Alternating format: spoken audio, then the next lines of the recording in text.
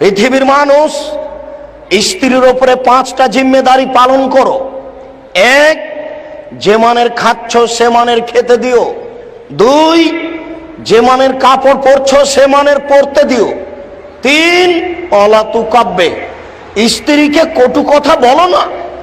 স্ত্রীকে কটু কথা বলতে হয় না, স্ত্রীকে গালি দিতে হয় না, নিন্দা করতে হয় না। কখনো ভুলেও বলিয়েন না তোমার ঠোঁটটা মোটা। একবার ঠোঁট মোটা বললে 20 বছর আপনাকে ভালোবাসতে পারবে না। ভুলেও কখনো বলিয়েন না তোমার রং কালো। একবার রং কালো বললে জীবনে আপনাকে আর মূল্যায়ন করতে পারবে না।